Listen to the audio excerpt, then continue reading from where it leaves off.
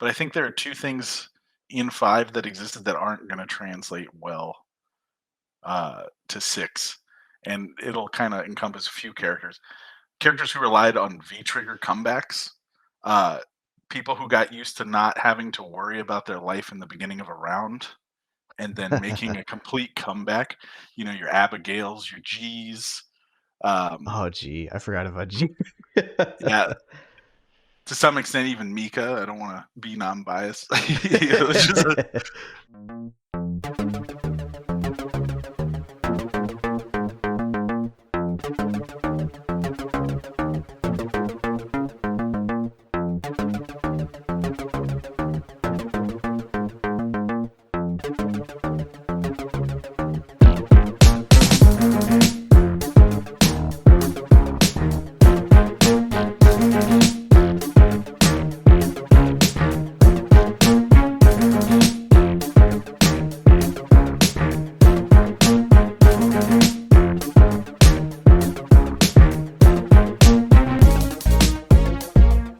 Hello, and welcome to the Absolute Guard podcast. Yep, this is episode 31. My name is Benny, and as always, I'm joined by my co-host John, who this time next year will be winning $1 million. Yup. Not after taxes. It's probably going to be closer to what? What do we guess? Like 800K or something? Yeah, something like that with California. But Oh man, yeah, that announcement happened recently, right? It was we're coming fresh off of Capcom Cup, and it's it was I forget who won. I completely forgot who won already. It was Ben RD. Ben RD. In my opinion, cemented as the greatest of all time in that game, because he's the only Capcom Cup champion, the only two-time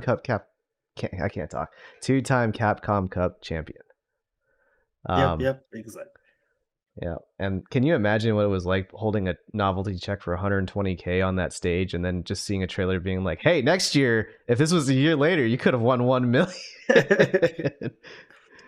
Oh man. Yeah, but I don't know. I feel like Street Fighter V's kind of run its course. Like I haven't been playing it for the last couple of years, but I feel like one, it's in a good place, and like I mean, we're kind of at the point where the people that are playing it, kind of love it, what it has become in terms of like balance. Like it's I don't play it, but I respect the people that play it, and and what it's become. And then there's the people like me or other people that just haven't been playing it at all and kind of just ready to move on to the next thing. So. Sure. And that's actually the theme of our podcast show today. So this is like our monthly panel. We're going to have two different people on, and the topic is going to be, what does it take to transition from Street Fighter 5 to Street Fighter 6? Compare and contrast the two games, and then talk about it from the perspective of the people that you mentioned that have kept playing it. We have those two people from our Arizona scene, are BigMac and Thrasher. Welcome, guys. Welcome. hello. Hey. How's it going? Great. I'm on the Absolute Guard podcast. Yeah, right. What an honor. Cheers. Thanks for being on, guys. What did you guys think of the Capcom Cup announcement? The $1 million. Is that getting you excited about the game? Yeah. I'm trying to get that money. Yeah. Do my best. Yeah, it's like you got to take it serious now. Like anybody can put in the time and do your best and see what you can get, but $1 million kind of changes a lot. Yeah, that's some life-changing money right there. It's gonna open. What I find interesting about it is that, like, people on Twitter are going ham about it, being like, now I'm gonna play Street Fighter 6, like that was the big decision maker, right? But in reality, I don't think any of us are ever gonna realistically, and a lot of us don't stand a chance of winning that. And so it ends up being like the pro players that do stand a chance, who also have like big influencer followings, are suddenly interested in it, and then their followers get interested in it, and it just has this like viral marketing trickle down effect, I think. So again, I don't know if anyone in Arizona is going to be seeing any of that money, except for me. But all things considered, it's an interesting way to motivate the scene because now all of a sudden everyone's interested in Street Fighter 6. No, not all of a sudden. We've been interested for a while, right? Yeah. Yeah. Yeah. Oh, and if you think about it too, I mean, not just thinking about Capcom Cup, right? Because that's the grand prize for the first place winner of Capcom Cup, but that's the prize money for is also $1 million split between like the premieres and stuff, whether that's offline or whatever. So I mean, it's not just Capcom Cup. So even if you don't make Capcom Cup, I mean, you could still hopefully get some of that money if you go to one of the premieres and happen to Yeah. do really well there. So I mean, you can see maybe some of it. It's a $2 million total prize pool, right? And then $1 million goes to the champion, and then the other $1 million gets split. Yeah. Pretty cool. Yeah, Very cool. I think it's gonna really make the offline premieres more interesting. It's gonna make traveling more worth your time than maybe Yeah. it would have been to go to something this year. Yeah, Yeah. I agree. Yeah. And that's probably why Exactly. the I mean, pot was so small for 5, right? yeah, especially later in the years. I mean, that's been a sore topic, especially like every time Evo ends or something like that. They're just like, well, this guy just went through all these people and he won whatever this amount of money, and they're just Yeah. like that was like basically enough to get, for him to get there. And I'm just like, well, some of us play for pride. Yeah. Yeah, it's I don't know what you're talking about. I want that money, man. John, we're gonna be grinding this game hard. Yeah, I agree. I think we will. Just to give the viewers a little bit of a background on our two panelists here today. Thrasher, you are from Tucson, Arizona, and how long have you been playing Street Fighter 5? Since launch. Yeah. So grand total like 7 years, basically, right? Yeah, pretty much going hard up until these last few months. I kind of wanted to take a break a little bit. Have But, you participated in any of the Street Fighter 6 betas? yeah, I participated in the last one, and it was kind of eye opening. It was very it's much different than Street Fighter 5, but it kind of adds mechanics from all previous games. So I think it's got something for everybody. Nice. And what about you, Chase? I personally don't know you too well at all. So give us a little bit about your background, just briefly. Yeah. So yeah, I'm newer to the Arizona scene. When did I come around? A couple of years ago, I think I moved out to Arizona, but initially, was more of like a casual player in California, and just kind of being in the Arizona scene, just kind of got more competitive, put more time into it, started grinding. But I've been playing 5 on and off for its lifespan, but it's been a good ride. Yeah, and then 6, I'm pretty pumped for.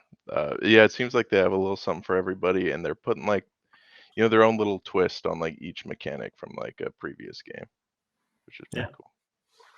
And did you play in any of the betas, BigMac? Chase? Yeah, I got into the first one, and then I think that like auto qualified me for the second. So Sure. yeah, it's been a good time. Very cool. Got lucky. And then just for folks who don't know you in Street Fighter 6, Street Fighter 5, who's your main character? And then also the same for Street Fighter 6.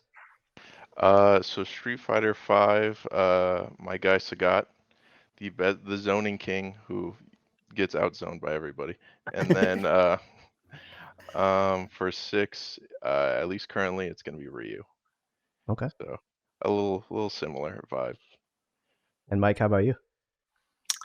My main in Street Fighter 5 is Lucia, the best character in the game, the most fun. The character nobody knows anything about. But in 6, I'm looking at Kimberly and Jury. More so Kimberly right now. She's kind of the one I played for the beta, but Jury looks really cool. So she's kind of got Lucia vibes with that fireball. I like it. Just the space control. So Nice. And actually, hey, Benny, who are you looking at for 6 right now? Out of curiosity. For 5, I played Sim because Honda wasn't in there to start, and then Honda came in too late, and at that point, I was just like, I wasn't really feeling him, even though he had some shenanigans. But looking forward to Sim and Honda in 6, and then a little bit of Ed because I started playing Ed in the last few years in Street Fighter 5. Who everybody saw in the Capcom Cup was kind of annoying. The 1, 2, 3s. 1, 2, 3. So good. Oh man. Okay, why don't we go ahead and start kind of surface level for the different comparing and contrasting the games. So character wise, we know a lot of the roster for Street Fighter 6, and it's significantly smaller than season 6 of Street Fighter 5. But and are there any characters that y'all are looking for that you would like to see in Street Fighter 5 that you would like to see them in Street Fighter 6, like moved over from 5 to 6? Mike, how about you? You want to go first? Yeah, I want to see Lucia. I think she would be really cool. But maybe some Dudley as well. I think Dudley would be really cool. Dudley, yeah, very cool. And then how about you, Chase? Yeah, Sagat. I mean, yeah, if we're being biased, but I mean, I've always wanted to see, at least from just like someone who's not in 5, I've always wanted to see what's his name? Eagle in. Eagle. Okay. But for someone who's in 5, dude, is Balrog's not confirmed yet, right? He's not, actually. I don't think remember. so. No, I don't think so. No. I don't know. I wouldn't mind. I mean, I just seeing like all the classics, so I wouldn't mind Balrog in there. Yeah. I would say that style is relatively unrepresented. Like we have a Balrog player in Yuma, as part of our Street Fighter 5 scene, and I think he played Guile in the beta, and I think he's interested in Marissa. So is like 3/4 of the FGC is interested in Marissa. But I can't think of like a Balrog analog where it's like a missile character that punches from half screen and has good normals in his charge. Yeah, I mean, we'll have to see. I mean, we don't know how Ed will be. I mean, he was the kind of a mix of a boxer thrown in there, but I mean, he wasn't a charge character. He had those like simple like 2-button inputs and that kind of stuff. Yeah, there's a couple routes that could go with Ed, huh? Because like lore wise, he's like Balrog's protege, so he could theoretically take on Balrog's moveset. He could use his original moveset. Hell, he could take on Bison's moveset, right? He could be the scissor kick guy. That'll look so weird. 1, 2, 3. Oh, Nice. I could see that. They give him a rush punch or something. I mean, already his charge punch is kind of like that. Yeah, the one that you hold down. Yeah. Yeah. Psycho Knuckle. Yeah. Dash in punch. terms of Street Fighter 5, like I know we have V Trigger, which is seen as a comeback mechanic and also kind of a early late game kind of differentiator, right? With the installs, like characters like Nikali, that kind of stuff. In terms of Street Fighter 6, is there anything like that in 6 that you guys see? We'll start with Chase. For like installs. Or just like comeback mechanics in general. Yeah, comeback mechanics. Just comeback mechanics. See, it doesn't really have much, not like anything like 5 in terms of like a enhanced system, unless you count like some of the installs like Guile has his level 2, or was it just SA2? I think Jury has the same thing. But like the outside of that, I would say like the most you'd get is like CA, like just your enhanced level 3 at low life. It feels like what like could be a comeback mechanic is like you have so many options with both your like critical gauge bar, your SA bar, and then your drive gauge. It's going to be like you have so many options to create damage, or you can kind of like you have so many ways you can create big damage. Maybe that's like you have so many tools at your disposal is like the closest thing I can think of. Yeah, that's true. And then you got to think about like too, like after you get burned out, right? You burn out and then like you recover, you get your full stock of drive meter back, right? Yeah. So in some ways that could be seen as somewhat of a comeback mechanic. You at least get full resources in that sense. Yeah. Yeah. It feels like you have to suffer for a little bit before you get your comeback swing, right? And they might kill you before you even get it. It's like a high risk comeback mechanic in that way, right? Yeah. Okay. It'll be scary to see like what people come up with, like especially for like burnout pressure, and like once they have like grapplers and like you're in burnout state, like that's just gonna be a nightmare. That's true, huh? Like everything's plus in burnout, so you can be like plus into command grabs. That sounds horrible. That sounds like Street Fighter 5. Oh man. Command grab loops. Yeah, command grab, drive rush, command grab. Yeah, that's going to be a nightmare. I think with regards to the comeback in this game, you kind of it's almost like a conversation in a way, because if you don't overextend as the person on offense and burn yourself out, you kind of limit their comeback potential. So it's less Street Fighter 4, Street Fighter 5 like, where for beating up on somebody, there's at some point going to be a huge swing in momentum. Yeah. You can kind of stop midway through your drive bar Mhm. and you give them that opportunity to play again, but in return, you kind of take away their comeback potential. Right. So you can Yeah. choose to play safer almost, right? And not overextend and then mitigate that big comeback mechanic or whatever, big swing back, right? Versus it being guaranteed at basically in 5 because of that V trigger would build up. Yeah. Yeah. Okay. Yeah. Well, Except I for never CA. really. CA Yeah. is the one where, especially at Jamie level 4 in CA, your life bar is gone. But even the CA, you could choose to keep it, like you could choose to use 3 level 1s instead, right? And keep it like as a defensive super or something, to prevent getting mauled in the first place. Like there's just so many ways to use the meter that it's not as a road, I think, as Street Fighter 5 is, where you're usually want to pop V trigger once per round, right? I also like, I kind of wanted to elaborate on V trigger in particular, because as far as it being a late game and early game differentiator, where like at round 1 start, footsies is one way, right, where we kind of are poking with mediums, or in 5, I mean Street Fighter 5, we're poking with mediums, we're poking with jabs, whiffing jabs, whiffing mediums, and then sometimes we're throwing out crush counter buttons. But then once one player gets V trigger, suddenly everybody starts crouching, because we all want to land crouching roundhouse into V trigger or some kind of big, game starter button into V trigger, and suddenly the flow of the match changes. So my question to you guys is: have you seen anything like that in Street Fighter 6, where like, suddenly the flow of the match will completely halt based on a resource that accrues, or like V trigger, or is that kind of a unique Street Fighter 5 thing in your mind? Mike, you want to go first? Yeah, I think it's that drastic change is kind of Street Fighter 5 limited in my opinion, but as far as 6, I think the only time I'm really worried about what the person on defense is going to do to catch the momentum is when I'm in burnout. And like I said before, you have control of that. So I feel like it's less one-sided, in where now you have this ultimate mechanic you now have to respect halfway through the game. You can kind of play the same way as long as it's conservatively throughout the entire round. Okay.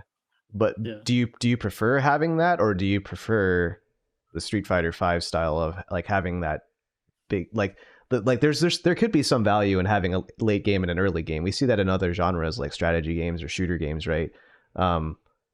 Like which do you like at this point in time better? The being able to like having the matchup halt and then change dynamically, or kind of the one size fits all game plan? I like them both, but I would say for sure I like the Street Fighter 6 version of it better. Like being more in control of what's going to happen versus being forced to in 5. It kind of cheapened comebacks in a way, I think, in 5, because they just happen so much more often.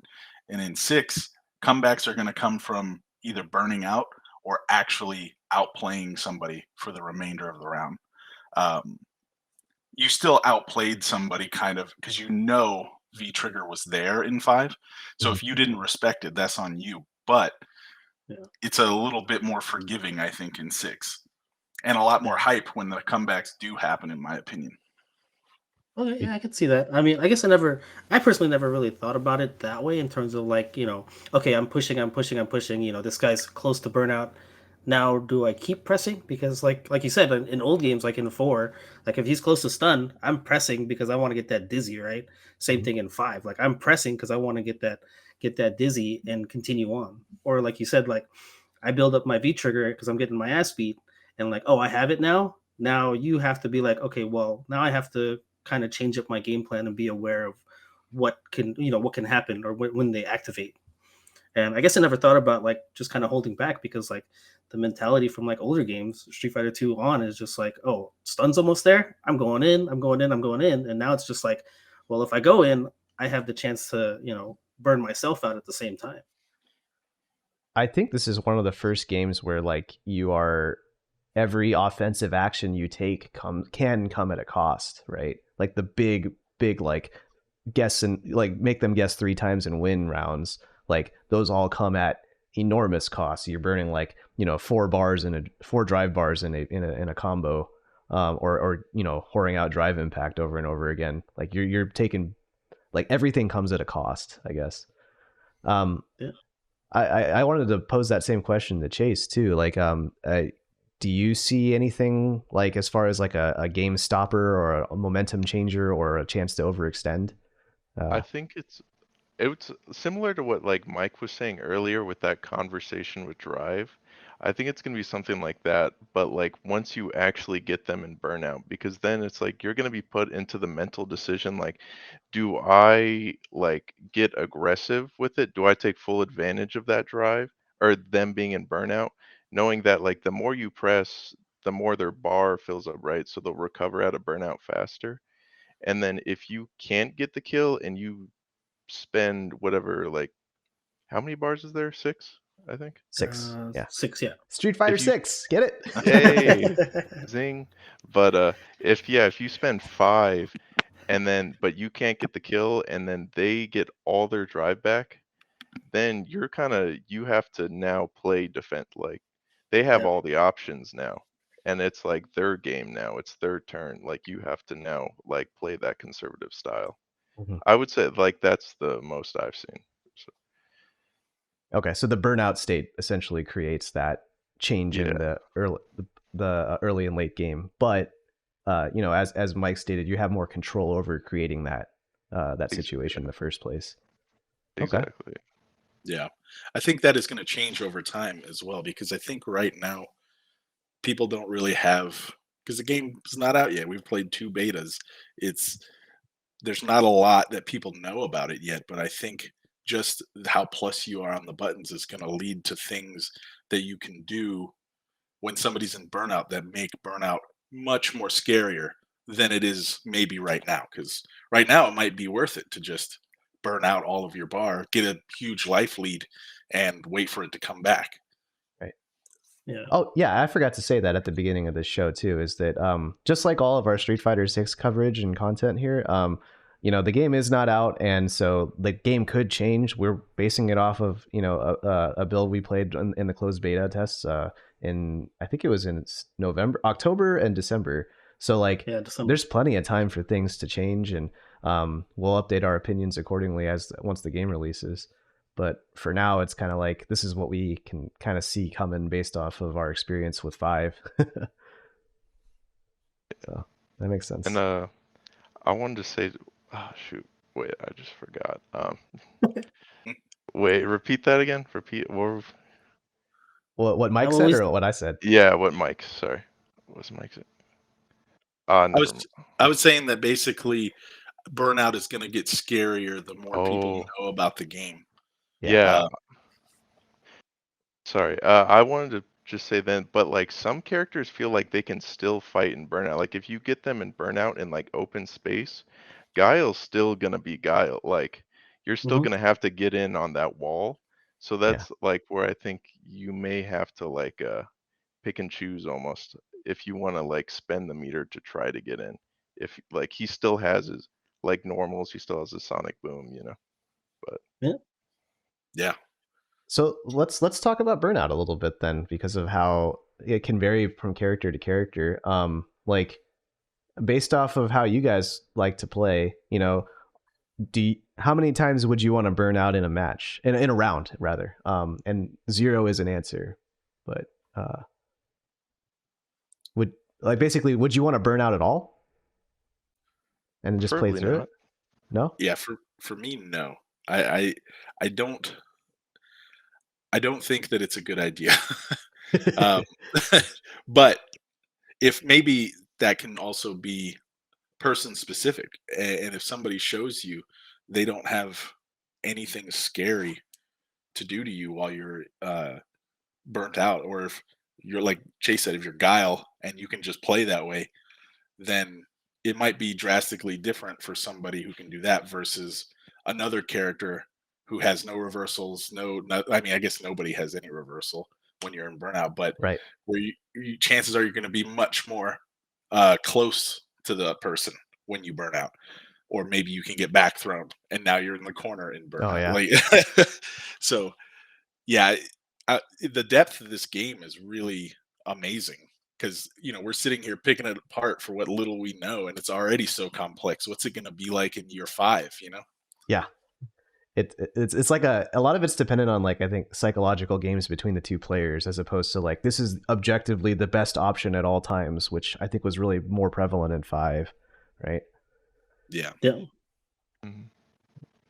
And then Benny, would, like, based on your view of the of the game so far, like, would you like, I think, like, one scenario I think is you could just burn all your meter immediately, burn out and play through the burnout, and then get another bar to work with and do it again and again, right? But the other side of it is you could just conserve it and not burn out at all. Which side would you kind of find yourself on that one, Benny? I don't know. Just from from the limited time that I did play, I did find myself burning out rather quickly because I would be, trying to press. I was playing Guile, so I was trying to press, EX Sonic Booms or EX Flash Kicks, anti airs, that kind of stuff. So I did find myself in those situations, like you said, where I was burning out early, and kind of just fighting for my life and just be like, okay, well, I just gotta weather the storm, weather the storm. Okay, now I'm back. And so with my personal playstyle, I could see myself kind of being in that kind of situation more. I mean, who knows how I'm going to be after that happens a few times, and maybe I get wrecked, Sure. and I'm just like, oh, that's probably not a good decision. And like Mike said, it could be a kind of a player decision. It's just like, does this guy know how to take advantage of me when I'm not or when I'm in this burnout state? If they don't, then I might be more willing to kind of just press more. And if they can, then I'd be like, okay, well, maybe I need to play more defensive and kind of conserve my meter for other things. Right. It's kind of, it's hard to really figure out, like, how we would handle a defensive mechanic right now, because no one's figured out their offense yet, right? So, like, Yeah, we everybody's don't still know if trying we're to gonna figure. yeah, we don't know how badly we're gonna get fucked up for burning out. Okay. Well, I guess, yeah. Let's talk a little bit about defense then. So, I don't necessarily want to go through every single drive mechanic, but are there any drive mechanics that you guys are passionate and want to talk about on the show today? Chase, do you want to go first? Yeah. I would say probably, at least for defense, I think the like go-to of the mechanics will probably be parry, drive parry. Hmm. It's an option for, wake up if you can get the perfect parry timing.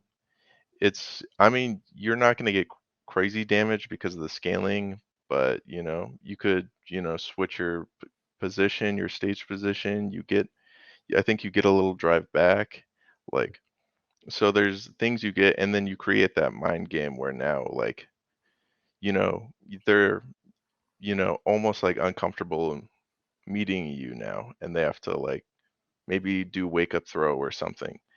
And Yeah. even just like if they're committing to strings, like you might not even need to like perfect parry. You could just, if they're gonna commit to a string, like drive parry, like give me all that meter, and then like, it's like you almost win the exchange that way, and then you're back to like neutral with a little drive.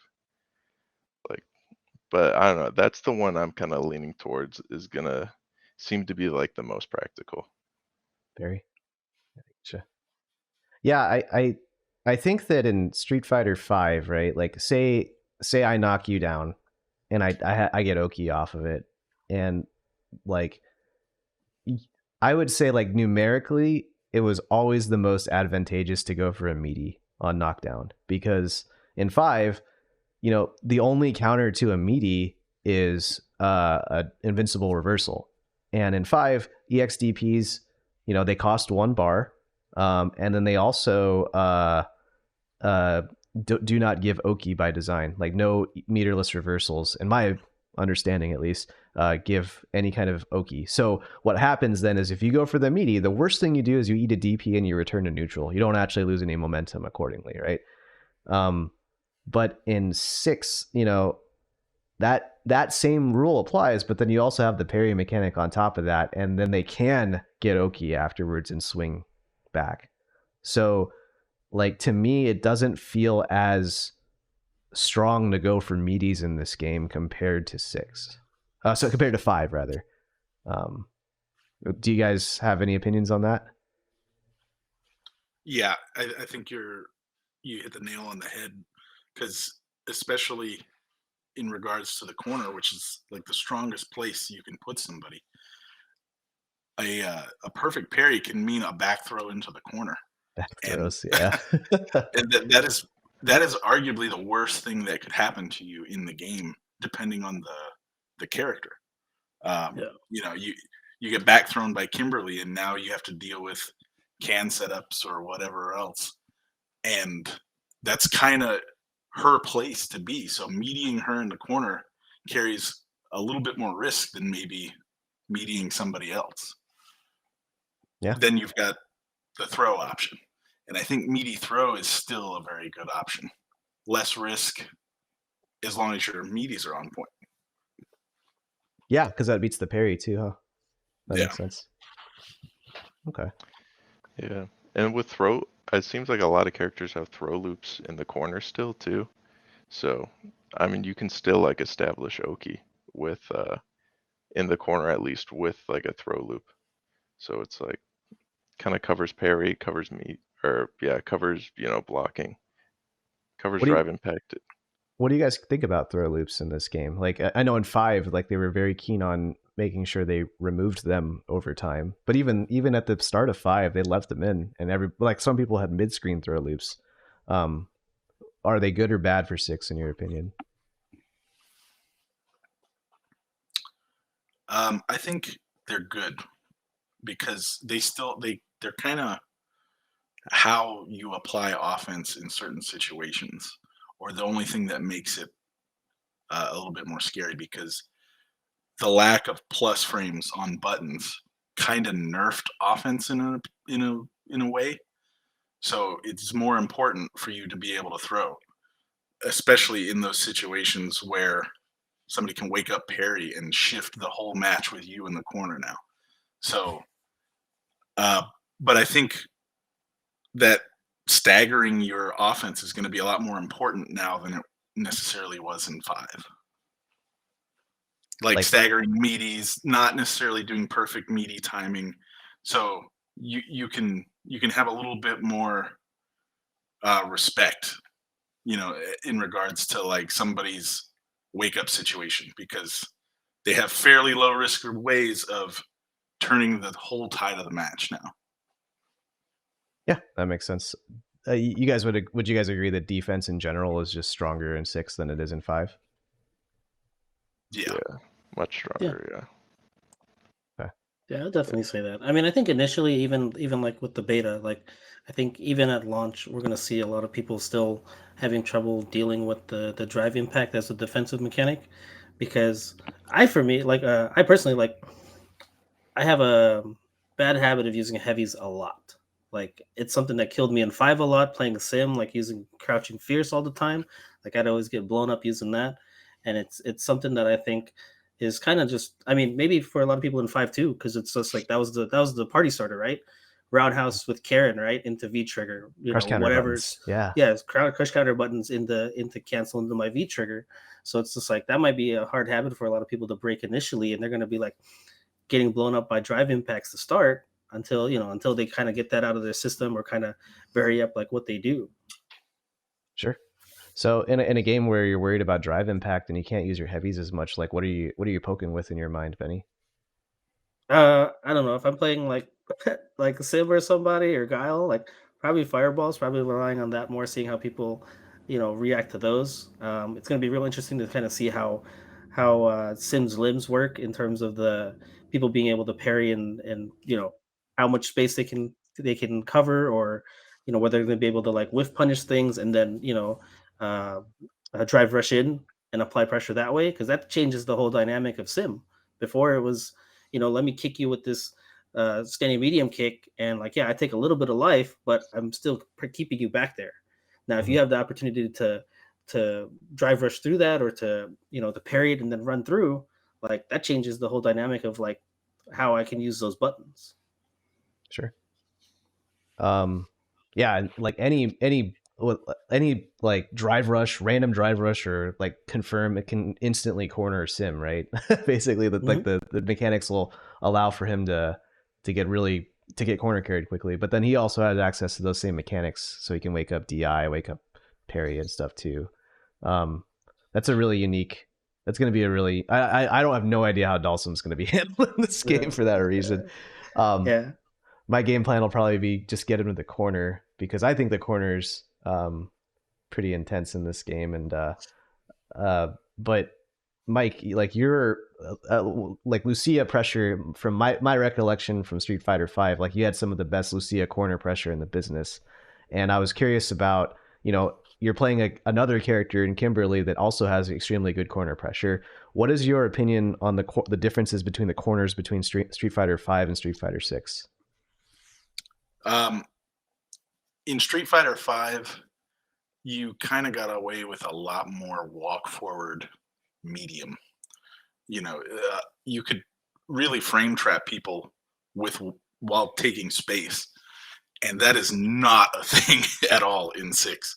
So it's a little bit more committal. Or why you is have it not? Why is it not a thing in 6 in your mind? Just because the lack of plus frames on mediums. Got it.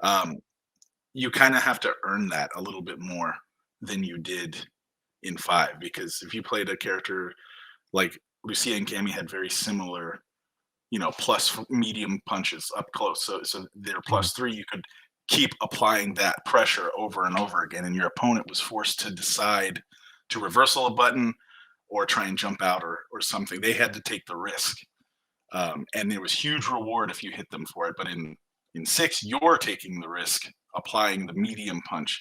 You might get a much better setup or combo, more damage off of it.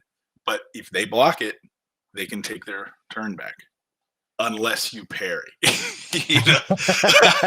Okay. So it's that's a good idea. It's much more it's much more of a mind game. I think mind games in general are way more prevalent in 6 than they were in 5. Okay. So you're saying it's harder to keep momentum or keep the corner pressure going because of all those defensive mechanics and the lack of plus. Yes, I think it's much more important to get them to the corner, apply your one mix-up, and push yourself away with light buttons, and then focus more on keeping them in the corner than it is to try and just maul them. Although you could still totally do it, it's just the risk is a lot greater. Okay. So if you get back thrown in a corner, so we've had that's happened in Street Fighter V to us a lot. Like we're going for pressure and then we get back thrown into the corner. Which do you think, if you got back thrown into a corner, would you rather be back thrown into a corner in Street Fighter V or Street Fighter 6?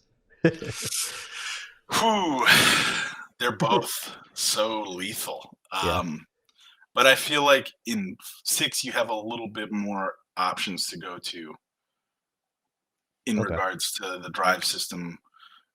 Chances are you're going to have your wake up reversal option more at the ready than if you just spent your super getting them to the corner in 5, So I personally 6. Yeah, 6 for sure. Can you imagine the scenario where we're playing neutral and then I'm like, oh, I'm going to try to corner him, and I burn like 4 drive bars or 5 drive bars to get there. Like I do like a drive rush into an EX spinning bird kick or something in corner carry, and then I get back thrown and I have 1 bar left. Oh man. Yeah. And then you're burnt out the next block string, and the fun begins, That's the player agency that we were talking about earlier, though, where like I had control over what I used to get you to the corner, and I chose to burn all those resources and take that risk, right? Yeah. Yeah. Okay, that makes sense. Okay, cool. I got a couple of other like interesting questions here. There's a bunch of like how many? There are like 55 characters or something in Street Fighter V right now, right? Something like that. And in Street Fighter 6, we've only played a beta with 8 characters in it.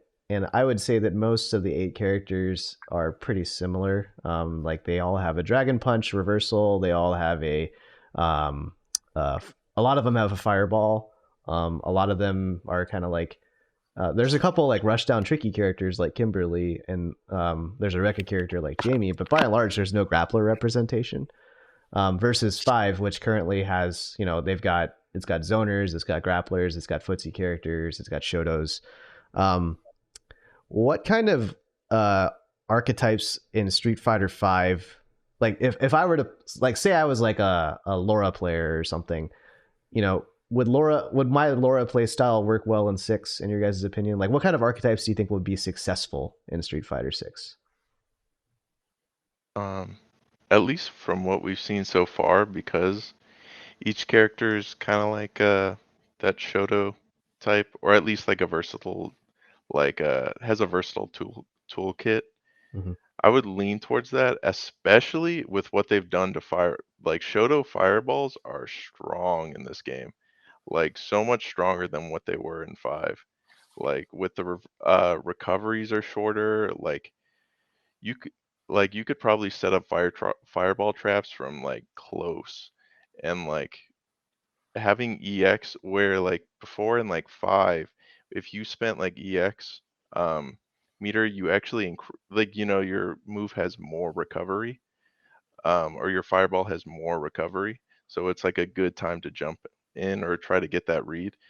In 6, like EX fireballs have less recovery than the regular fireball. Like it seems like very strong to set up a fireball game, along with them just being very fast. It's kind of hard to jump them. So Okay. I don't know. I think just like establishing that, it's going to be interesting to see how parry works in the whole fireball war, Mm-hmm. because I know at least with Sagat, it's like I'll be trying to set up, certain fireball traps at certain spaces based on like recovery and pushback. But you got characters with parry like Ryu and Gil, and if they get their parry timing, especially with Gil, like his recovery is so fast, he ends up nullifying any space trap. He ends up jumping before, and like I don't get it. He ends up hitting me on the second fireball. I can't DP in time. Oh, So wow. I wonder if like Perry's gonna change that, but I guess we'll see. But at least right now, I think Shotos are looking strong. At least with the like whole fireball Okay. being like much improved. Does that also like stretch to zoners and say, do you think the zoners would be strong as well? Like I if I would was a say poison that. player or something? Yeah, probably. Especially with like how like you really have to like you can kind of play like a 5 like pressure game, but you have to earn it so much. You have to earn so much respect, like with like lights before, like just to get them to not press because everything's minus. So it's like really if you have a really strong neutral game, like, and then you can survive in the pressure scenarios, like when you're in pressure, like that's fine. Then just like get your damage to the neutral to just dominate there. So I could see zoners having a good time, and then drive rush, obviously, they can create offense if they need it. Ah, fair. How about you, Mike? Any particular archetypes from Street Fighter V you think that'll stand out in 6? I think you were talking about Laura, and I think I'm so interested to see command grabs. Are they gonna have? Are you gonna get Oki off of them? Or is it gonna be Like, are you going to bounce back across the screen with Geef? Because how are they going to balance drive rush into command grab scenarios? Even if it's just doing the parry rush, so you only spend a bar on somebody's wake up. Like with command grabs, how is that going to work? Somebody is just going to be in your face and hardly spend any resources to get there. And Geef with a parry, like a legit parry, not a flex. So I think grapplers are going to be really good, just because the lack of other offensive options, buttons and characters like Cammy, who may obviously she could be way different, but if we think of Cammy how she was in 5, these characters who really abuse plus frames are not going to have that. So how are they going to fight a character like Geef who can just get almost 300 damage for command grabbing you? Assuming he's that way, he could be totally different, but I think that's the one I'm most interested in seeing is grapplers. Manon looks really cool with the grappling. She gets stronger as she grabs you. So if command grabs are really that strong, she may be a top tier character. That might be their way of like addressing command grabs, like the momentum behind command grabs, and like maybe she won't get Oki, but she gets a medal level off it instead. Like they just added an additional reward to offset like not getting Oki. Or alternatively, like, yeah, maybe she just burns drive rush to get Oki, and then you have to deal with that shit. Yeah. I think that's the one that has the most mystery for me. Because you can kind of, just with Jamie is our only small taste of a command grab character. And I played against JB in the beta, and he destroyed me with drive rush into command grabs. So even with it being 3 bars, it might still be worth it. And then you can go back to neutral, Sure. Do you have an opinion on like recovery on command grabs? Because like normal throws in 6 like are notable in that they have 30 frames of recovery, if I recall correctly, which is significantly more than 5. But for command grabs, we don't really know yet. We have Jamie's command grab, and that's kind of it. What, like, say you guessed wrong on a command grab, what kind of punish would you want to eat, or like what would you think would be fair, rather? I think the biggest one somebody can get, a crush, like the punish counter that acts, like a, I don't know how many characters have that. I only have experience with Kimberly really, but hers is almost like a Street Fighter 5 crush counter. And I think that is already going to be, just by nature of the punish counter mechanic, a whiffed throw is going to be huge. So for sure you should get some kind of punish, just based off of how many different ways you have to get in, or it appears you have to get in as a grappler. Would you want a recovery to be so bad that you eat a jump in, that everybody gets a jump in? No, maybe not that, because think about what do you have to do? It has to be something big, in my opinion, just based off what you have to do to avoid it. There's not like a V shift, That's true. The only things you have, and maybe this is where the mechanic, what is it, drive reversal might come in, is dealing with these situations. Because as of right now, we don't really have a grappler, and the consensus I've heard from people is that mechanic doesn't really do much. That's a huge point. Yeah. So the drive reversal could be the anti-grappler mechanic in a lot of ways for somebody who's trying to steal plus buttons and mix command grab in, right? Yeah. Yeah. It pushes them out too. So like you kind of keep keep them zoned out. Yeah. I mean that's a really good point. Yeah, in terms of like, because that's been a big thing too. It's just like when we've talked about the drive mechanics, it's just like, well, which one do you think is powerful? Which one do you think is the weakest or not used? And it's like drive reversal has been the one. It's like, oh, I got this by accident, but I didn't mean to. And it's like, I think by design, Capcom has intentionally left out the command grab characters, because maybe that's something that, testing with people right now and trying to see like how this is going to work. I mean, if anything, with Street Fighter 6, they do seem to be a little bit more meticulous in terms of like what their intentions are or what they're trying to do, and also at the same time leaving their a lot of flexibility there. So it's like you said, like that's one of my biggest worries right now. Like thinking of playing Sims, right? You know, how are people going to get in? So it's like it's one thing to deal with the standard characters to get in. It's another thing to deal with. Here's a traditionally like 7-3 matchup with Geef, and now he's just walking in there, and it's just like, oh, I parried your standing roundhouse, and I'm in, and like what? It's just like typically that's not the way that matchup goes. Like that could be a whole different matchup entirely depending on uh, how Geef is designed or how command grab characters in general are designed. Yeah, like you're saying like the Zangief Dhalsim matchup specifically is kind of like balanced on the on the tip of a needle almost, where like Yeah, you know any small change could really disrupt the matchup, right? yeah. Yeah, because I Okay. mean, yeah, at full range, like it's Sims, and then it's just like if Geef gets in, and that's his reward is the Oki and the command grabs, and now you get to play, now I get to play, and having to deal with those kind of situations. So I think that's going to be a real big thing in the beginning, and I think command grab characters in general, grapplers in general, usually early on are the archetype that a lot of people just hate, right? It's Mhm. just something you deal with at the very beginning of the game. People don't know how to deal with those type of characters. I remember Geef 4, the very start. Everybody was just like, "What this? This zero command grab ultra does this much damage?" But it's just like, well, he's taken a beating up to this point. He spent 60 seconds to get in. Like, what's wrong with that, really?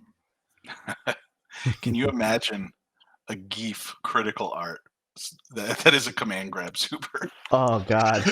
Yeah. But Jeez. like maybe 60%, maybe. Yeah, it's gonna be rough. I think that is gonna be a huge thing. Finding out what grapplers can do is gonna be huge because it would be really easy to break them in this game, in my opinion. Yeah, yeah. Well, I mean, that's a general kind of Street Fighter discussion we've had with Scott in particular a lot is in regards to those two characters with Sim and Geef. It's real easy to kind of tip those scales in favor to where they're too good, but then you nerf them to a point, and then people are just like, oh, these characters suck. But it's just like, well, you can't give them too many tools because then they become way too good and they become overpowering. They Like you don't dominate the want game, that. right? Yeah. Exactly, yeah. Like you don't want Geef to have green hand and drive rush and all this other stuff, and then it's like then you got to deal with command grabs too. Like what? It's just like everybody's gonna be playing Geef. And The some of the charm of those characters is how hard it is to pull off those wins. You know, yeah.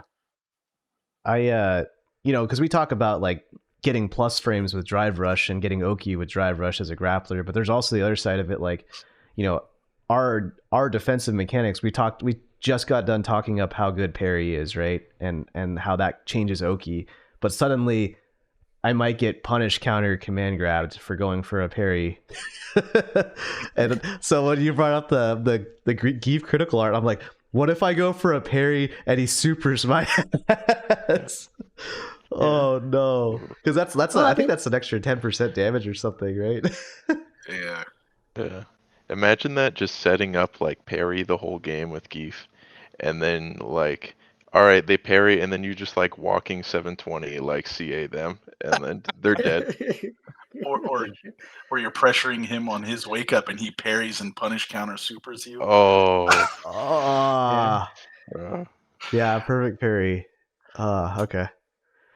Well, I Well, mean, I think about it. When I think about stuff like that, I think about like Hugo in Third Strike. Like people dealing with those kind of situations. Here's a character that's, you know, I think he's low tier, but in the right hands with the person that understands like how you play and is really good at reading his opponent, like I could turn the tables like that. Yeah. okay. Isn't that's eating that super is almost a death sentence in that game, isn't it? Hmm. Yep. Yeah, that game does 75% damage supers. I think there's a couple of them out there. So let's get a little spicy then. We just got done talking about who we think is gonna like what kind of Street Fighter 5 archetypes are gonna succeed. What What characters, the people that play certain characters in 5, you think are going to have a hard time in 6? And again, like, this is just for fun and just getting spicy here, but who was carried by their character in Street Fighter 5 and is going to have problems in 6? Uh, I'm gonna let Chase go first. Okay. Mine is going to be totally, completely biased towards Sagat because I don't think this character is good in 5. I'll give a couple of characters, but like, I think these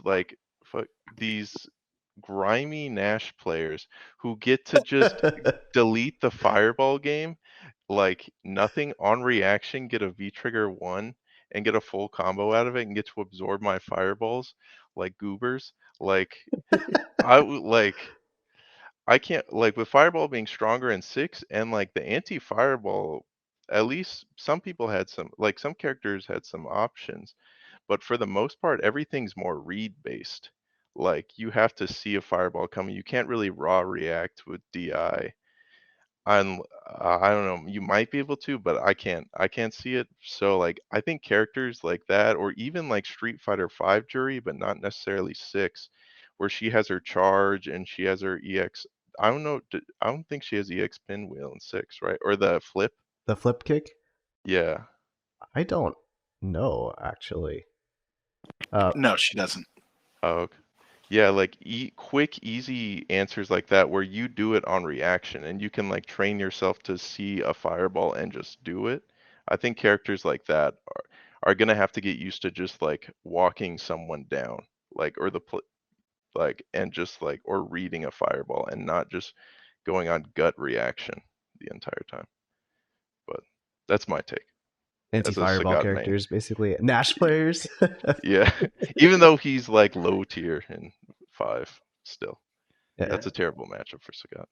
I was gonna say that's one of the things that irritated me, especially like with commentating, was people being like, you see somebody throw a fireball, and then what do? They activate V trigger, and then they go into super, and they're like, "Oh, look at those reactions!" And I was like, "Reactions? Like he paused the game, and then he did a super. Like Yeah. those aren't reactions, bro. Like he was ready to press those 2 buttons the minute he saw a Honestly. fireball come out. Now those weren't reactions." Honestly, what execution, right?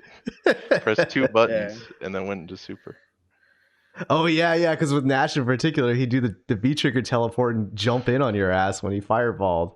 Yeah. And I totally forgot about his CA too. His CA's anti-fireball. Come on, Drew. This guy. But yeah, I think stuff like that, characters, especially Nash. But yeah. Okay. Yeah, as far as me, it's not really character specific, but I think there are 2 things in 5 that existed that aren't going to translate well to 6, and it'll kind of encompass a few characters. Characters who relied on V trigger comebacks, people who got used to not having to worry about their life in the beginning of a round, and then making a complete comeback. Your Abigails, your G's. Oh, gee. I forgot about G.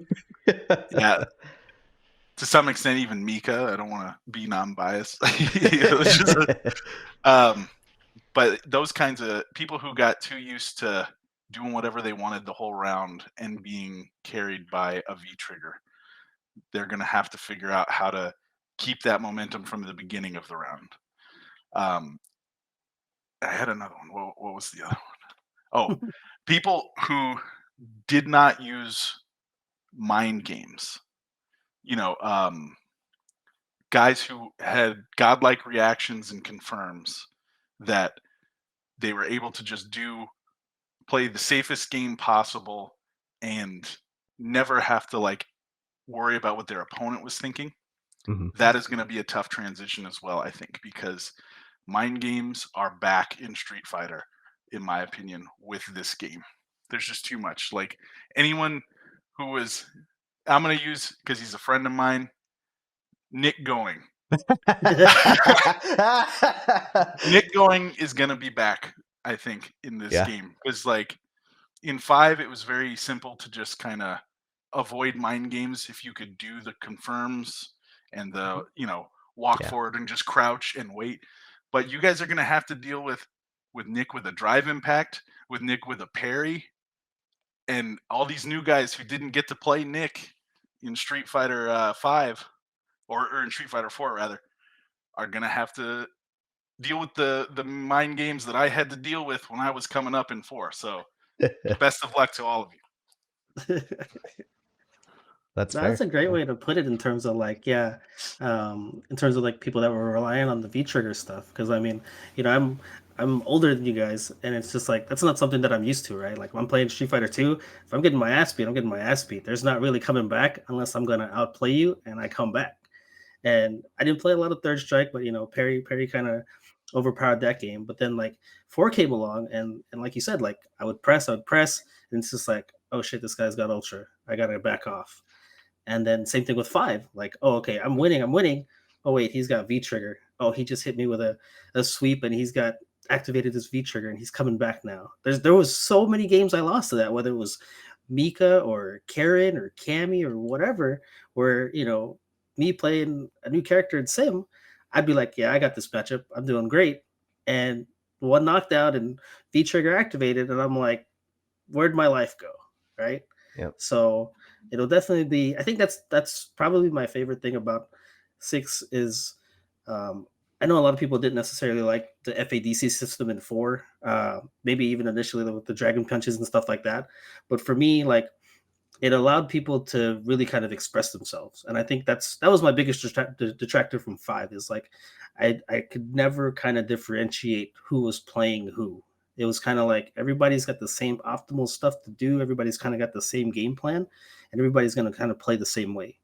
And in 6, I see a lot more flexibility, whether it's going to be pressing offense, somebody playing defensively, somebody pressing on burnout situations, combo situations, whether you want to do like those swaggy combos or optimal stuff. And Sure. I just see a lot more expression in terms of like how you want to play that character. Yeah, for sure.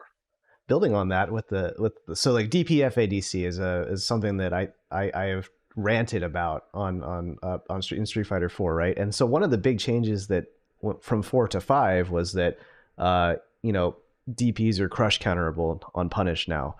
And then after season 1, they actually made it so DPs all required meter to be invincible.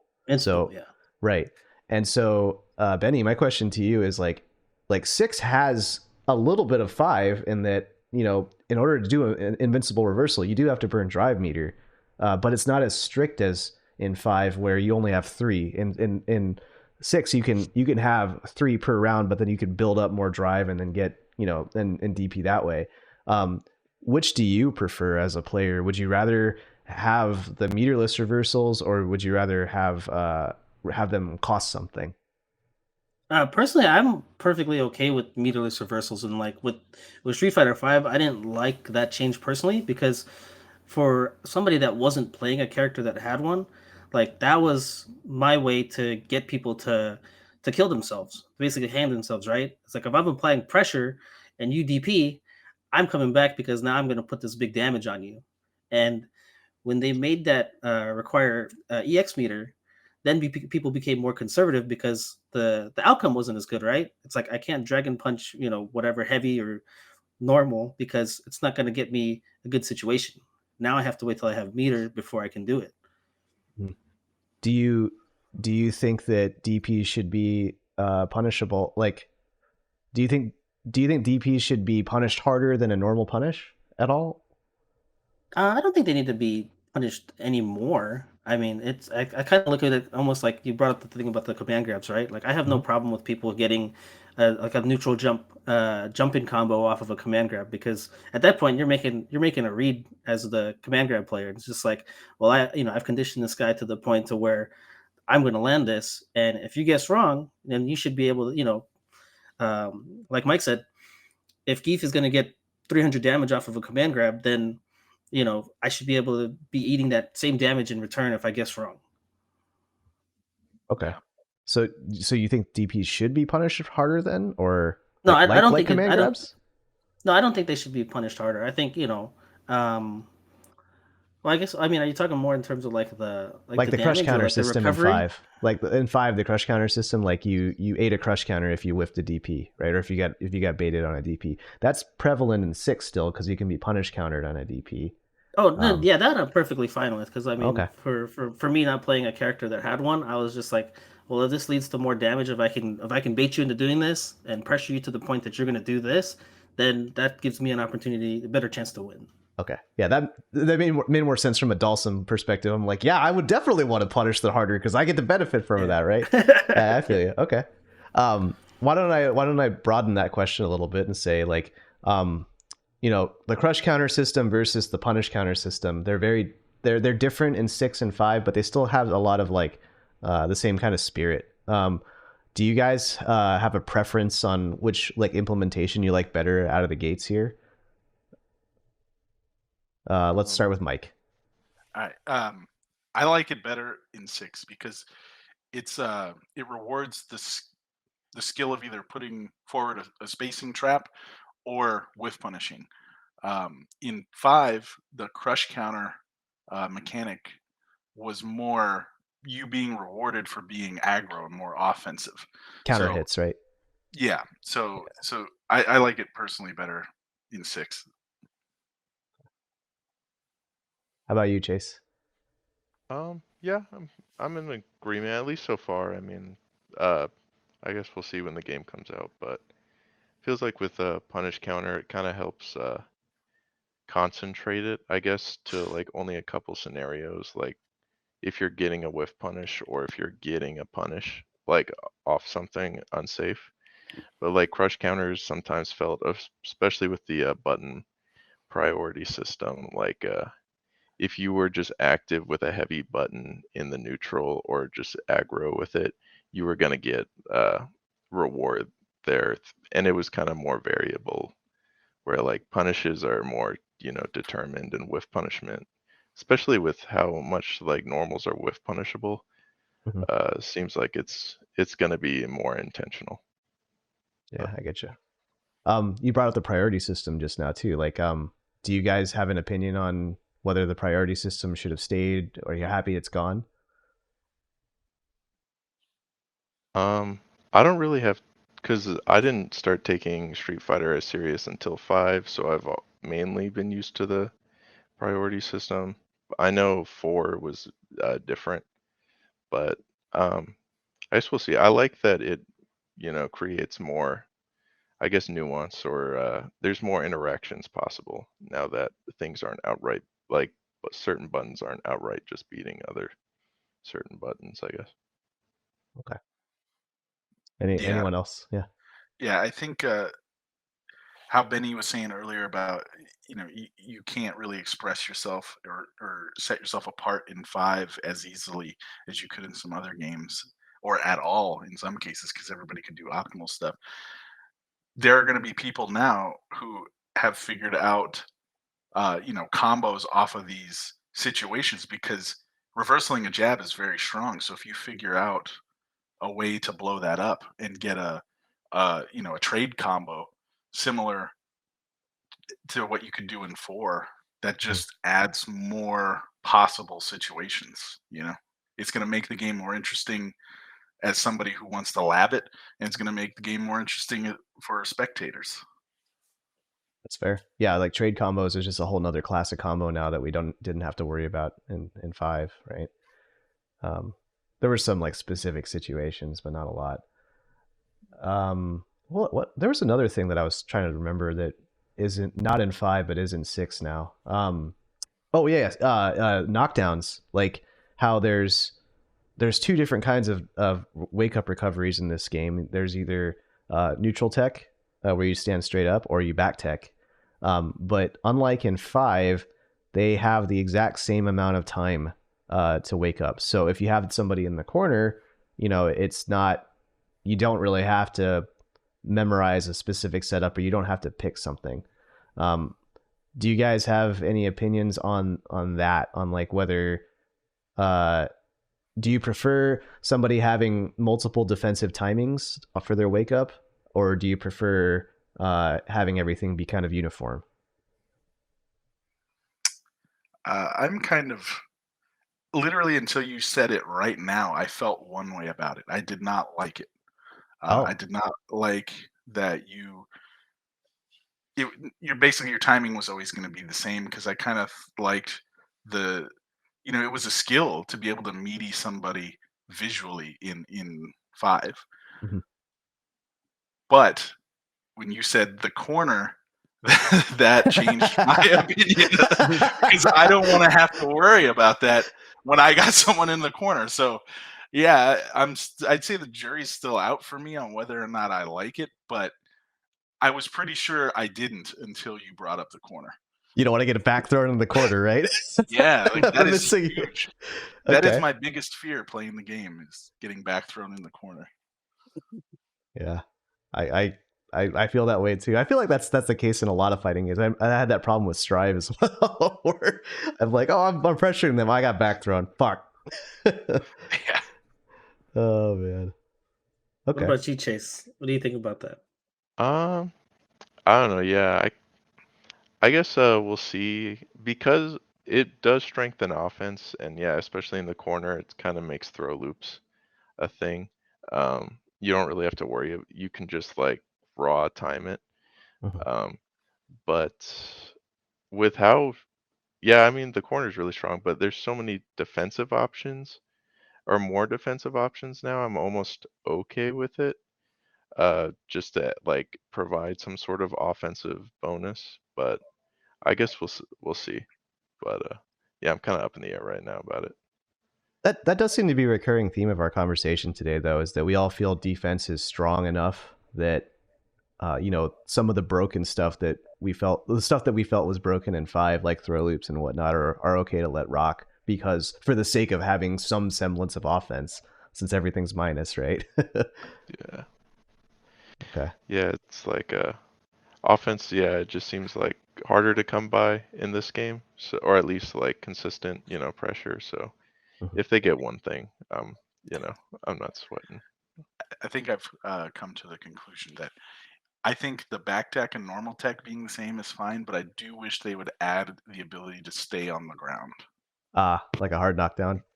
Yeah, just to deal with like any possible um like vortex situations, you know, that may come off of we saw what having a specific wake down or wake up time could cause you in Street Fighter 4. So Right. I'm afraid that maybe something else can come of that, but we'll see. Yep. That means like safe jumps are back, right? Compared to 5, where you just like there are hyper specific situations where there were some safe jumps, but by and large, because of the difference in timing, you couldn't really reliably create one. Versus 4, where like you do a sweep and you get a safe jump. Yeah. Yeah. Benny, do you have any opinions on the different wake up timings, or like would you prefer to like on offense? Would you prefer somebody to have the option to, or on defense too, like the ability to vary your wake up timing, or do you like it when it's kind of standardized like in 6? I personally prefer it to be a little bit more standardized. I'm not that really kind of the lab monster like Mike said. Like that was a skill that people figured out, right? It was just like if you do this covers all recoveries, right? That was a big thing, right? Mhm. Where it's just like I can escape if I do this. Like I'm not the type of person to kind of lab that kind of stuff. I was just like, is this setup pretty cool? Okay, then I'll go for it. But it's like there's situations where it didn't work, and I'm just like, oh, okay, I didn't know it worked. I didn't know it worked that way. Okay, so you'd prefer if it worked better, right? Where like you didn't Yeah. have to like put more onus on the mind game as opposed to having to lab out all the different setups, right? Exactly. Yeah. Like Okay. I don't want to worry about all the different scenarios and stuff like that. Okay. Cool. Yeah, I did. I was taking a peek at the socials here, and Street Fighter 6 was the first game confirmed for Evo. So I mean, I think that was kind of a given, but yeah, it has been confirmed for Evo. Oh, as of today, yeah, I think that stream's going simultaneous with ours, right? So, Yeah. very cool. Are you guys excited for Street Fighter 6 at Evo? Wow. Big surprise, right? Yeah. Oh my gosh, I'm reeling back. But yeah, it should be exciting. I was going through my Facebook memories today, and apparently today on February 21st, I placed high in in undefeated the Arizona Major in 2016. So it was the first Street Fighter 5 major in our state, and also probably in general. And it got me like really nostalgic and thinking about year one of Street Fighter 5 versus year one of Street Fighter 6.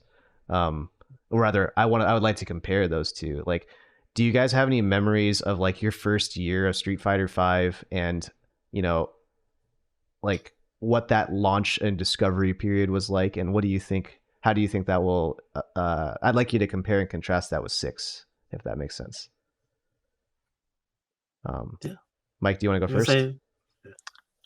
So yeah, for me, it was kind of cool, like, to be honest with you, because in 4 I wasn't really like, I wouldn't say I was bad, but I wasn't, anybody's pick to win any kind of tournament or anything, or even place high.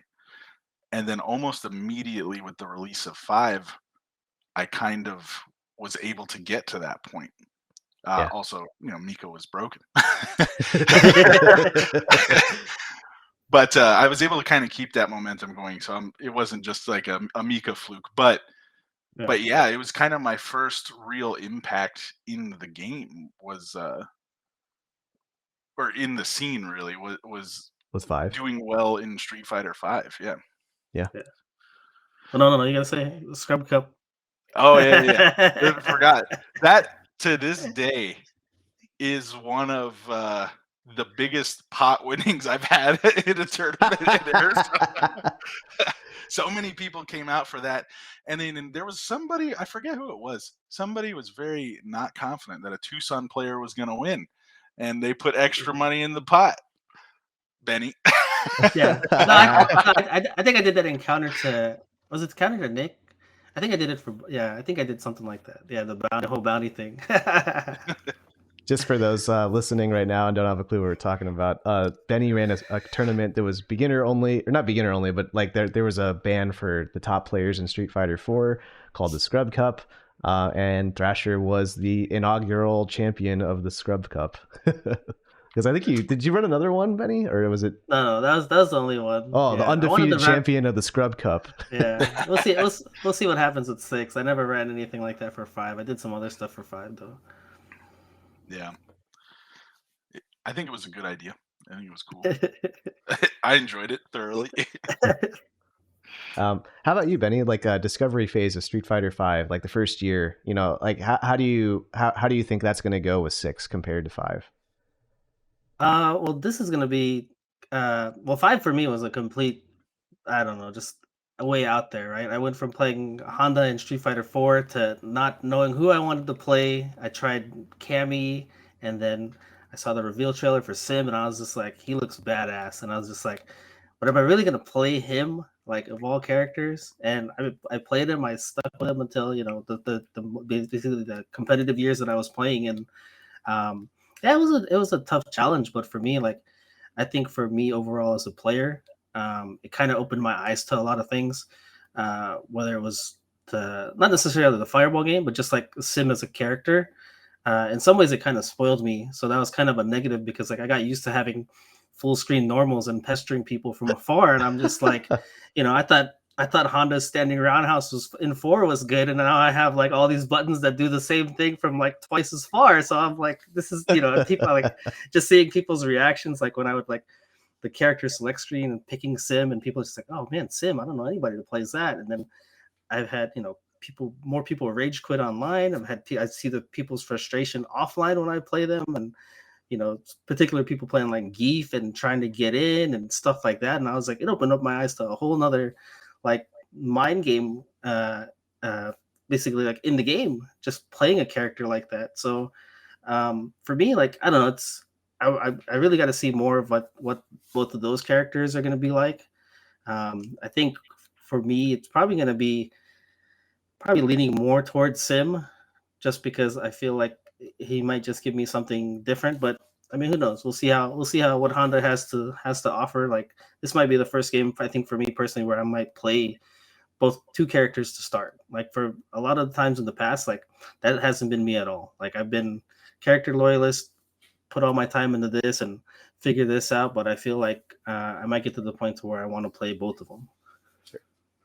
I mean, you've kind of built up the experience over the years with like with 5 and 4. So, and then if you just base it off of our conversation today on the podcast, we've said that zoning seems really strong, and that we're really curious about how grapplers are going to work with the punish counter and parry system.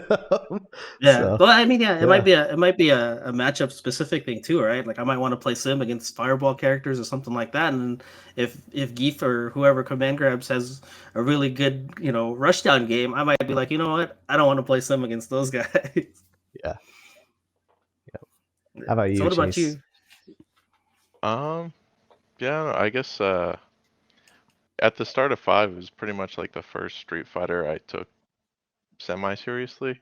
I was still like casual back then, but and like the scene I was in, because we weren't like connected to WNF or anything. We were in the Coachella Valley, so it's about like a couple hours away from more that like SoCal Wednesday Night Fight area. But Hmm. it was like I was more like me just developing as like a fighting game player back then, and like the scene wasn't huge, but you had like hella guys running like tournaments out their garage, and like people were playing at the local community college, everything like you saw it everywhere. So I don't know, I think like 6 to at least like competitive wise, I think like with how much it's like being pushed now too, like it's getting marketed like crazy. Like it feels like those like were once like garage tournaments where it's just like a bunch of sweaty dudes in a garage will now be like more like legitimate in like a place of business, or or some like Like a PC or gaming lounge? something like a PC gaming lounge, or something more legitimate. I think especially with the money behind it, I think I see a lot more legitimacy coming from it. And then just for me, I just want to just kind of further my ability as like a competitive player. And I think Ryu's going to help me do that. He's similar to Sagat in many ways, especially in 6, and kind of lets me learn the kind of aggressive, or like learn to be aggressive at times too. But Sure. yeah, so I'm looking forward to 6. Yeah, I mean, yeah, I mean that's something we've talked about on previous shows in terms of like tournaments and stuff like that, and things to look out for in the local scene. With because I mean, especially now with like you think about it, right? That $1 million grand prize, like that's a talking point, right? That's a Yep. something that's gonna get out there in the general public that even people's parents are gonna hear about maybe somewhere and be like, oh, did you hear that this Street Fighter game has $1 million grand prize? And you might have people that are more supportive, but then with that you're gonna have those kind of snakes and those kind of bad individuals that are just kind of coming out there for putting something together just for their own kind of benefit, right? So um in some ways it's really weird because like I grew up with Street Fighter 2 and like how big that was, and as a kid and seeing that everywhere, and then kind of fighting games kind of were just a niche really. Then 4 kinda came back, kinda revitalized the scene, but it still was like, it's still kinda seen as a niche scene, and now you got, 6 coming through after kind of this low period with 5, I would personally say, and there's a big public push. Like, it's gonna be in the public eye a lot more, I think, than any fighting game recently. Yeah.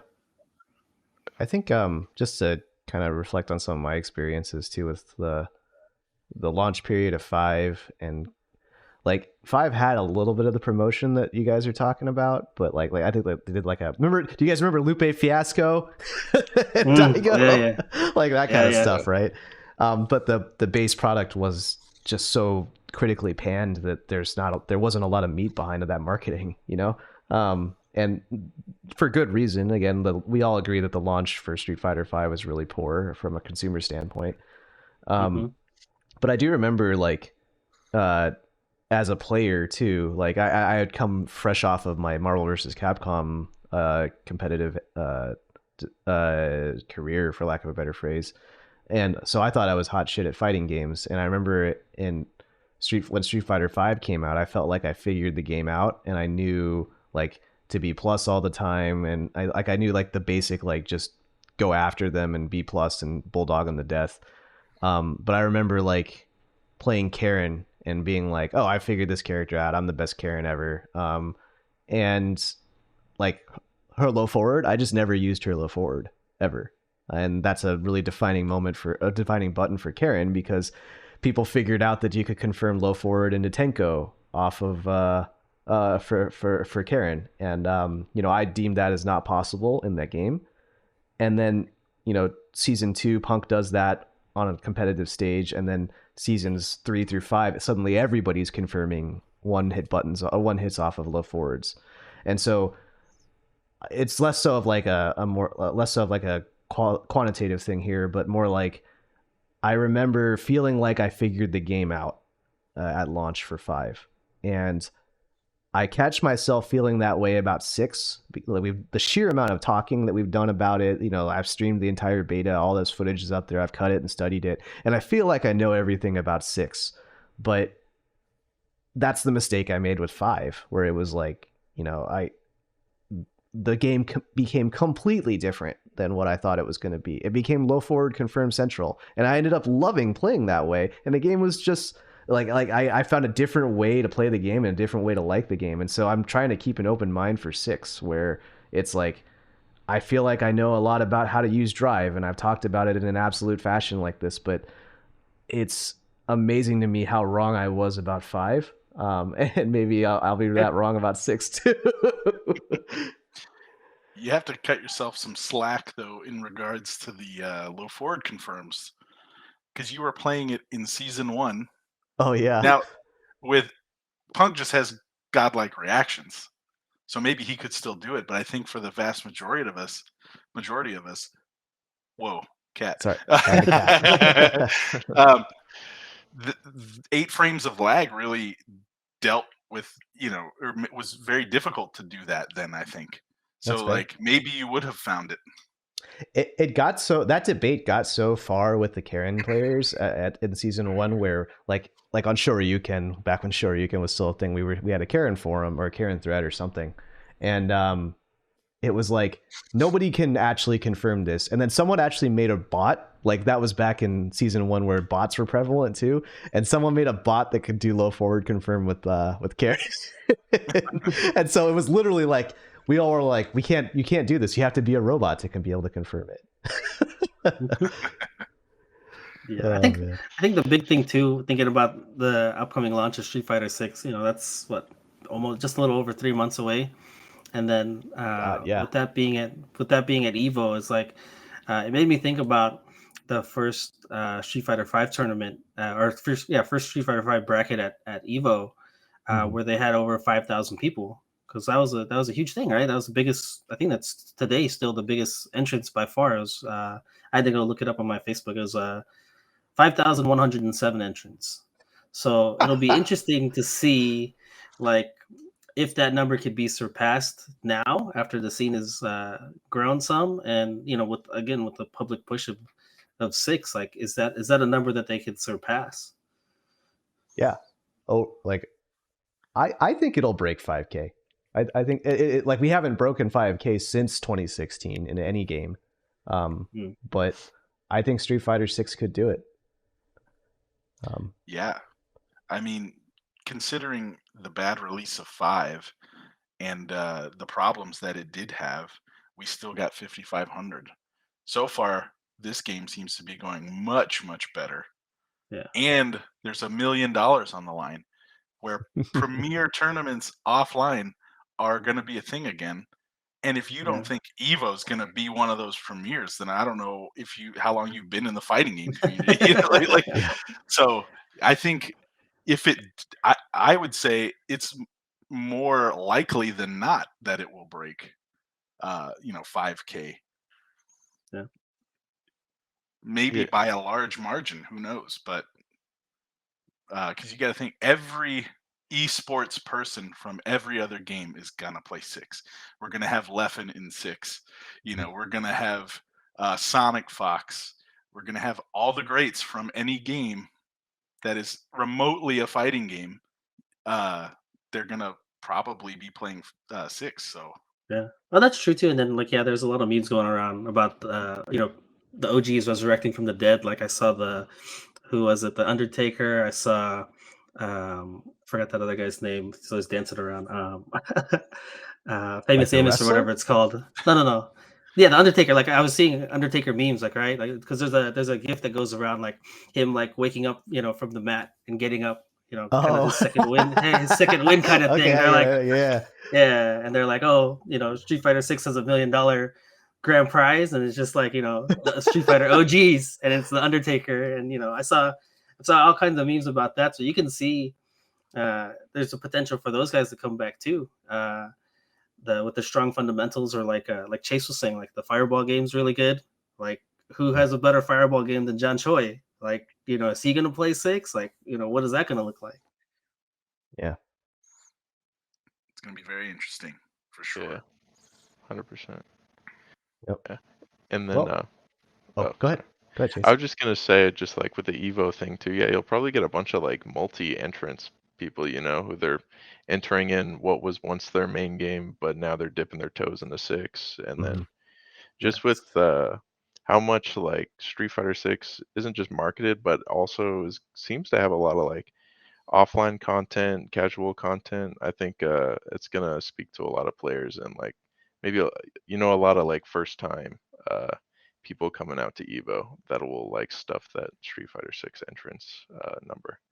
Oh yeah, But yeah, for sure. I mean, that's something like we've talked about briefly too. Is like in terms of like the single player content. Like John said, when it came to Street Fighter 5, like if you were buying it for single player content or you were a casual, like it was kind of bare bones, right? It was like there's really nothing here other than story mode. Like, and we're in what 2016 or whatever year it was, Mhm. and it's just like now they've got the World Tour mode, which is getting a big push, and that's a big thing with like Mortal Kombat. I think Mortal Kombat's the biggest selling fighting game, and people are like, well, there's not a lot of people that play competitively, and it's just like the majority of the people that buy the game aren't playing it competitively. It's the casuals. They want the single player content. So it's like if they can come out the gates hot and get some good reviews out there, and get those people on board, then yeah, you can.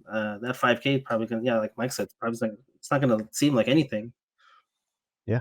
I remember like I remember the discourse around the Street Fighter 5 launch and how bare bones it was for single player. And I remember my attitude during that time was just like, fuck you, I got mine. Like it was a lot of like, I really like this game. Fuck you. It doesn't. I don't care if it doesn't have single player mode. I wasn't gonna play single mode anyway. This is a great game. And I look back on that and I'm like, no, that wasn't the right call, because then everybody ended up hating the game, and I liked the game, but then no one played it because like we had 5K and then we dropped really quickly, like rapidly, like below 2K Yeah. if I recall correctly in season 2. So it's like I'm approaching that a different mindset with 6, where I'm like, I think even though I still don't care about the single player stuff, like Yeah. I would much rather that be in the game than not, because at the very least, then people will like the game that I like. Yeah. And I made a point like when it launched to post about it on Facebook and been like, if you're playing this competitively, like these are the game modes that are in here and this is great, but if you're not, like don't buy this, because I had, from playing competitively and people, posting clips and posting myself at Evo, people were genuinely asking me, "Oh, what do you think about Street Fighter 5?" And I was like, "Well, if you're going to play competitively, then yeah, sure, but go buy it. Like that's what, it's there for you. But if you're looking for extra stuff, like yeah, don't buy it." Fair enough. Well, I think we've kind of talked a lot about 6 today, and there's always going to be more to talk about. But I think we're probably at time. So why don't we close it out here? Thrasher and BigMac, where can we find you? Like, any shout outs, socials, anything like that? I guess you can follow me on Twitter. I guess it's probably the main social media I use, but I think it's Chase D182. But it's my main form of communication with the scene. And then I guess shout outs, shout out AZFGC, shout out Coachella Valley, FGC, they're killer. But yeah. Okay, cool. Mike, any shout outs? Yeah, I mean, I got a Twitter at AZ Thrasher, but I don't really do much else in the way of content creation as of right now. Maybe in the future, but yeah, shout outs to all the homies in the AZ scene, all the guys who have kind of helped me and other people get where we are now. So thanks, guys. Thanks for having us on. Yeah, thanks thank you. thanks for Thanks coming for on, guys. being on. Thanks for taking the time. Cool. Alrighty. We'll go ahead and close the show out here. You can find us on twitch.tv/Spiral Series for the Twitch VOD, youtube.com/Spiral Series for the YouTube VOD. Spotify, you can search for us under absolute_guard. Wait, sorry, it's just absolute guard. You can search for absolute guard. And then the Twitter is absolute_guard. And if y'all have any feedback, if you like panels like this, or if you if you would also like our biography interviews or whatnot, just let us know. We're always looking for feedback to figure out how to best format this show. So with that, we will close it out. Have a good night, everyone. Back to you guys.